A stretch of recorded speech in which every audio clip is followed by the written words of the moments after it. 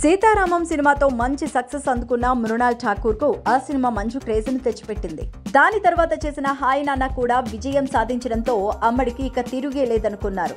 కానీ విజయ్ దేవరకొండతో చేసిన family star cinema disaster కావడంతో మృణాల్ కాస్త డల్ అయింది. టాలీవుడ్ తో పాటు బాలీవుడ్ లో కూడా దూసుకువెళుతున్న మృణాల్ కు ఇప్పుడు అక్కడ ఓ క్రేజీ ఆఫర్ వచ్చింది.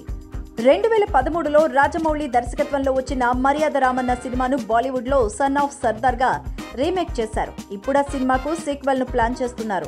సన్ ఆఫ్ సర్దార్ 2 పేరుతో రూపొందనున్న ఈ సినిమాలో మృణాల్ ఛాన్స్ కొట్టేసింది. అజయ్ దేవగన్ నటిస్తున్న సినిమాలో ఛాన్స్ రావడంపై అమ్మడు చాలా సంతోషిస్తోంది. అయితే ఈ సీక్వెల్ కు రాజమౌళికి ఎలాంటి కనెక్షన్ అయితే లేదు. కానీ ఈ సీక్వెల్ ఆడియన్స్ ను సర్ప్రైజ్ చేస్తుందంటున్నారు మేకర్స్. తెలుగులో సీతారామం హాయ్ నాన్న లాగే ఈ సినిమా కూడా మృణాల్ కెరియర్ లో మంచి సినిమా అవుతుందని చెప్తున్నారు.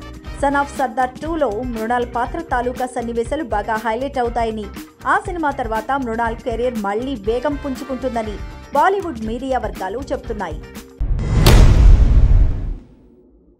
అక్కినేని నాగార్జున వారసుడు అఖిల్ పెళ్లికి ముహూర్తం పెట్టేసినట్టు తెలుస్తోంది. రీసెంట్ గానే అఖిల్ ముంబైకి చెందిన జైనబ్ రౌజీతో ఎంగేజ్మెంట్ చేసుకున్న విషయం తెలిసిందే. గత కొంతకాలంగా ప్రేమలో ఉన్న వీరిద్దరూ ఇరు కుటుంబాల పెద్దలను ఒప్పించి తమ పెళ్లికి లైన్ క్లియర్ చేసుకున్నారు. తాజాగా వీరి పెళ్లికి ముహూర్తం పెట్టినట్టు సమాచారం. ఇరు కుటుంబ సభ్యులు మాట్లాడుకుని లగ్న పత్రిక రాయించుకున్నారట.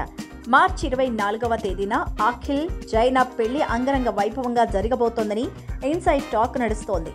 అంతేకాదు అఖిల్ పెళ్లి హైదరాబాద్లోనే జరగనున్నట్టు సమాచారం. ఈ పెళ్లిని ఎంతో గ్రాండ్ గా నిర్వహించాలని అక్కినేని ఫ్యామిలీ మెంబర్స్ భావిస్తున్నారట. నాగార్జున కొడుకు పెళ్లంటే టాలీవుడ్ మొత్తం కదిలొస్తుంది.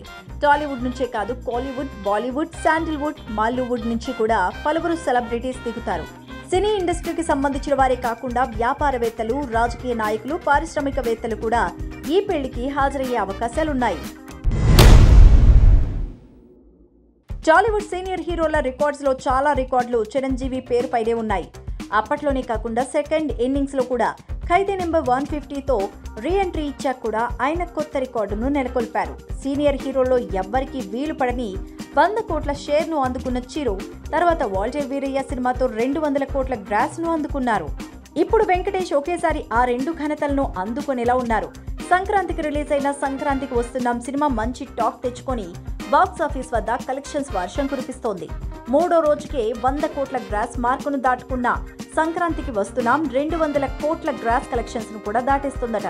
ఇప్పటికే సంక్రాంతికి వస్తున్నాం 100 కోట్ల షేర్ క్లబ్ లోకి జాయిన్ అయింది.